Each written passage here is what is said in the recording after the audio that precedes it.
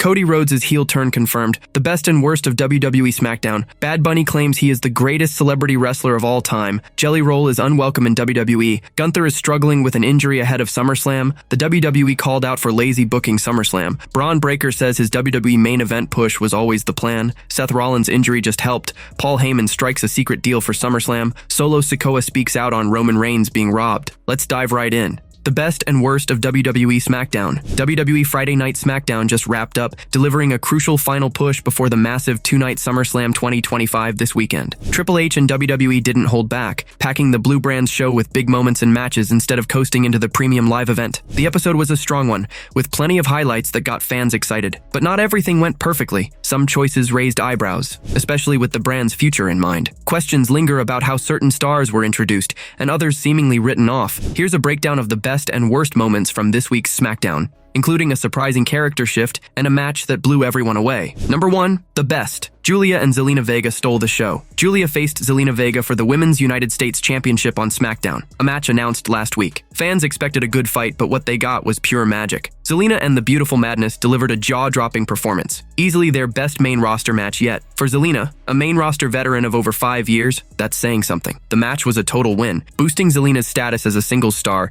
and proving Triple H was right to put the title on Julia so soon. Both women shone brightly, and fans are already clamoring for more. Number 2. The worst.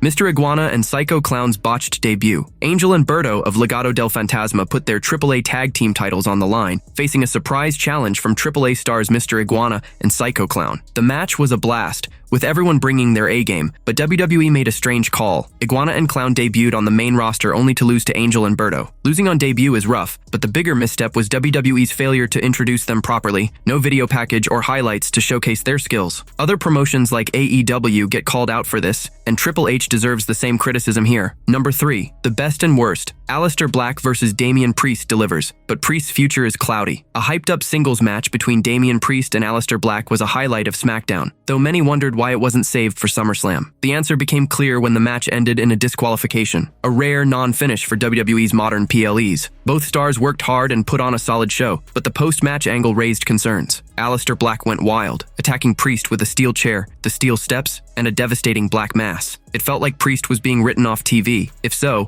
losing another big name is a letdown. Is Priest injured? Will he return soon? Nobody knows yet. Number 4. The best. John Cena's stunning babyface turn. SmackDown opened with a promo between Cody Rhodes and John Cena, expected to follow their usual dynamic. Cena as the heel, Cody pushing back. Instead, Cena shocked everyone. He thanked Cody for waking him up, admitting his heel persona from WWE Elimination Chamber was a mistake that hurt his legacy. Cody welcomed back the real John Cena, and fans braced for a trick, but it never came. Cena turned babyface, returning to the hero fans love. The promo was heartfelt, the decision was spot on, and the segment was a home run. Bad Bunny claims he is greatest celebrity wrestler of all time. Bad Bunny is never shy about his confidence, and now he's calling himself the greatest celebrity wrestler of all time. WWE has seen plenty of stars step into the ring over the years, from Mr. T and Lawrence Taylor to Travis Scott, Seth Green, Johnny Knoxville, Snooki, and even Pee Wee Herman. But Bad Bunny has carved out a special place with his commitment, putting his music career on hold to train hard and learn the wrestling craft. As a former WWE 24/7 champion with a winning record at WrestleMania, he's got the resume to back it up. In a recent Netflix digital exclusive, Bad Bunny opened up about his WWE journey, starting with his debut at the 2021 Royal Rumble. With WWE and Netflix's strong partnership, he shared how he took the role on short notice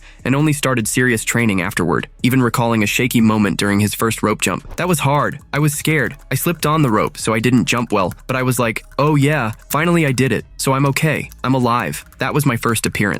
So it was maybe a week. I was not 100% prepared, insecure. Then is when I start to practice for months, but anyway, people love it. Triple H has praised Bad Bunny's dedication and training publicly, and while he's not in WWE 2K25, he's still considered part of the WWE family. Outside the ring, Bad Bunny also starred as Adam Sandler's caddy in Happy Gilmore 2, alongside AEW's MJF, who played Happy Gilmore's oldest son, and WWE's Becky Lynch, who took on a villain role toward the end of the film. It's clear wrestling's influence on pop culture is still going strong. Jelly Roll is unwelcome in WWE. Jelly Roll is set to step into the WWE ring for the first time on night 1 of SummerSlam, but not everyone's rolling out the welcome mat. On the final SmackDown before the big event, Logan Paul made it clear that Jelly Roll doesn't belong. Standing in the ring with Drew McIntyre, the Maverick declared they were protecting WWE from outsiders. He told the crowd they couldn't understand what it takes to compete at SummerSlam, even mocking Jelly Roll by saying he probably thinks it's a hot dog eating contest. Paul went on, claiming he and McIntyre had devoted their lives to wrestling, while outsiders like Jelly Roll just used WWE to boost their fame. He called the country music star an outsider,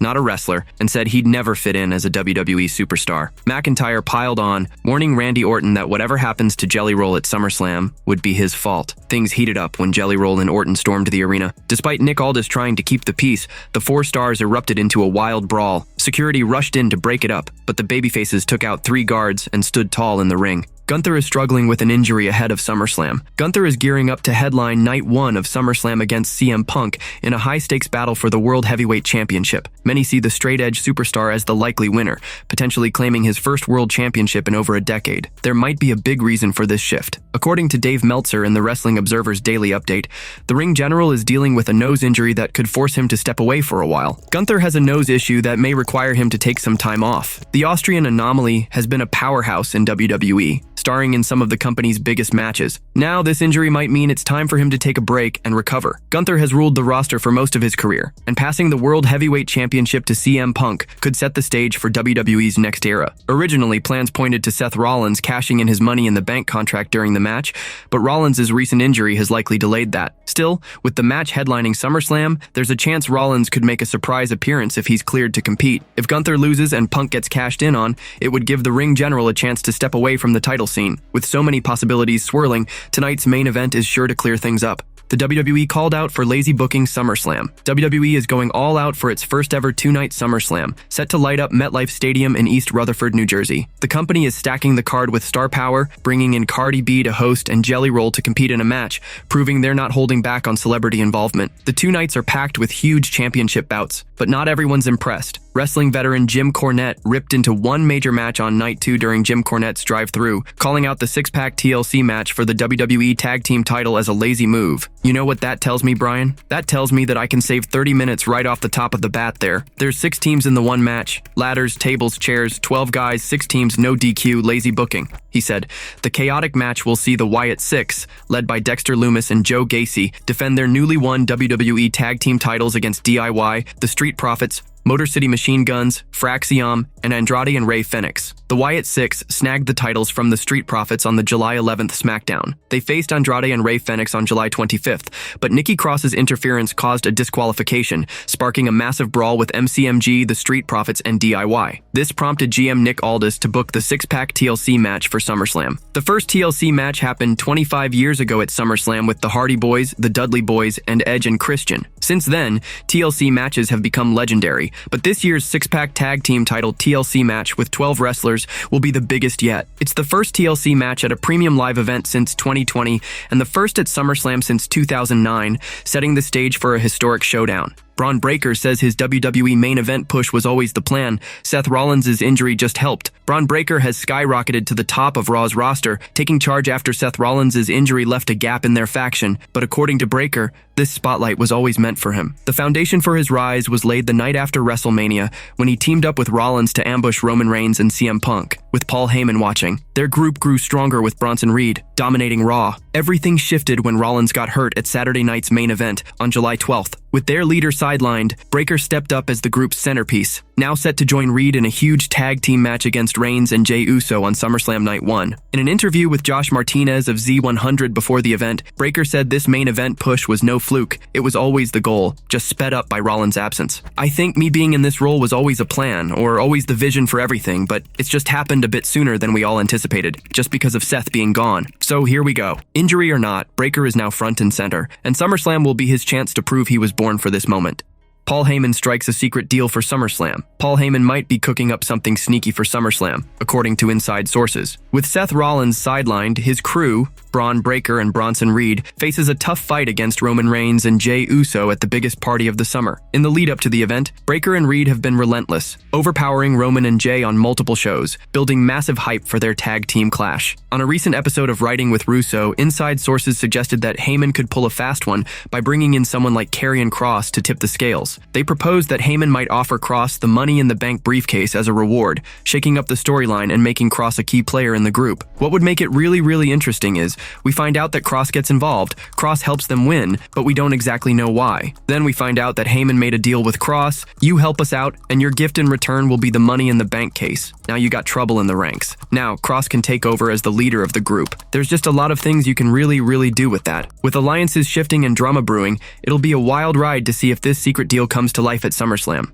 Solo Sikoa speaks out on Roman Reigns being robbed. A SmackDown star has chimed in on Roman Reigns getting jumped and robbed on Raw. Last Monday, fans watched as Bron Breakker and Bronson Reed ambushed the OTC. Reigns had rushed out to save Jey Uso after his match with Reed ended in a disqualification due to Breakker's interference. At first, Reigns and Uso got the upper hand, but Breakker flipped the script with a brutal spear that sent both through the barricade. As the heels took control, Reed swiped Reigns' sneakers, claiming them as his own. Ahead of SummerSlam, Solo Sikoa, once a close ally of his cousin Roman, had a cheeky take on the shoe theft. During SummerSlam Media Day, Adrian Hernandez of Unlikely asked the United States champion for his thoughts on Reigns losing his kicks. Yes, sell them to me. Bring them this way. Let me buy his shoes and I'll sell it on eBay. Like, let me make some money off that, man. I mean, he's a size 16, you know? I'm a 14. I might have to sell those and buy some other pair of shoes, the United States champion said. The interview showed off Sikoa's playful side, a rare glimpse for fans who usually see him as all business on SmackDown. Sikoa was once part of the OG bloodline with Reigns,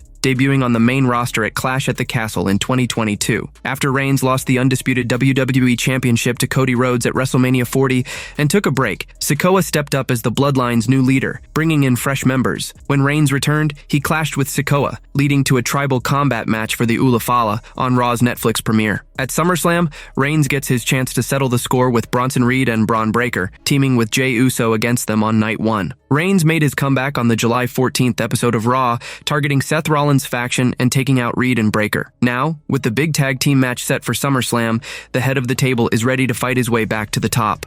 Cody Rhodes' heel turn confirmed. Cody Rhodes is set to headline SummerSlam for the second straight year, facing John Cena in a street fight for the undisputed WWE Championship. But a recent segment dropped hints that WWE might be setting up a stunning twist for the American Nightmare. John Cena, no longer a heel, turned babyface 5 months ago, admitting he lost himself following The Rock's vision. He told Cody and the fans his heel antics backfired, promising that at SummerSlam, he'd be the only platinum rapper in the ring. During this moment, Cody's body language stood out. He shared beers with Cena and toasted his return to form, but something felt off. WWE might be quietly planting seeds for Cody to turn heel at SummerSlam, betraying Cena in a shocking move. It's unclear if The Rock could play a role in this. Cena took shots at both The Rock and Travis Scott, suggesting he's done with them, but The Rock might not be out of the picture entirely. If Cody flips to the dark side, it would be one of the biggest surprises in recent memory, especially since he's WWE's top star and the face of the company. We won't have to wait long to find out, as Cody and Cena clash on Sunday at SummerSlam.